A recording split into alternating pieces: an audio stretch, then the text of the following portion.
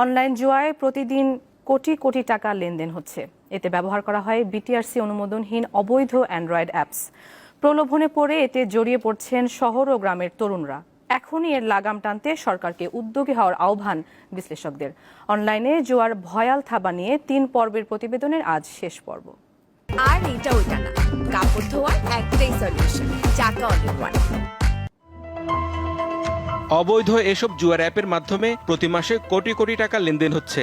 Online জুয়ায় শুধু শহর নয়, প্রত্যন্ত গ্রামাঞ্চলের মানুষও জড়িয়ে পড়ছে। অনুসন্ধান বলছে, অ্যান্ড্রয়েড মোবাইল ফোনের জন্য অনুমোদিত অ্যাপ্লিকেশন পেতে গুগল প্লে স্টোর ও অ্যাপল স্টোর একমাত্র উৎস।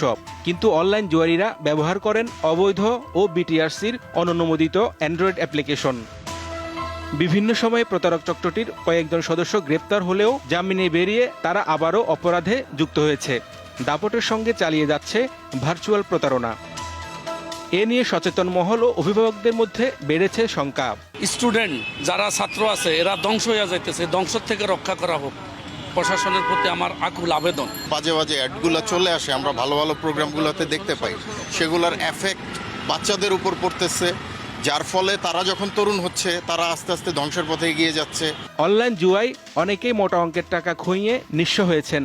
কেউ কেউ দেনার দায়ে হতাশাগ্রস্ত জীবন পার করছেন, আবার কেউ কেউ বেছে নিয়েছেন আত্মহত্যার পথ। এরই মধ্যে অনলাইন জুয়ার রাজধানী হিসেবে পরিচয় পেয়েছে মেহেরপুরের মুজিবনগর উপজেলার কোমরপুর এলাকা। ক্ষতিগ্রস্ত হচ্ছে পাবলিক জনতা, আর আপনার লাভবান হচ্ছে এজেন্টরা, যারা হচ্ছে আপনাদের কাছে 20-40টা অ্যাকাউন্ট খুলে দেয়। 1000 টাকা হারলে 100 টাকা ওরা প্রফিট পায়। 100 জনের মধ্যে 50 জনই খেলে।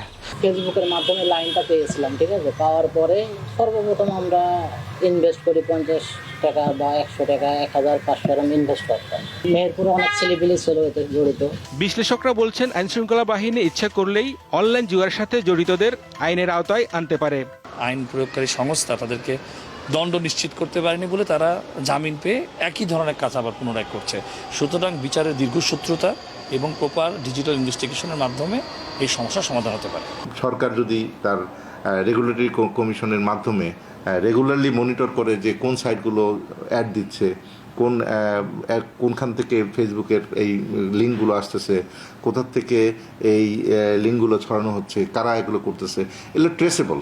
দ্রুত ছড়িয়ে পড়া অনলাইন জুয়ার বিষয়ে সবাইকে সতর্ক থাকার আহ্বান বিশ্লেষকদের। হেদায়েতুল্লাহ সীমান্ত, দীপ্ত সংবাদ, ঢাকা।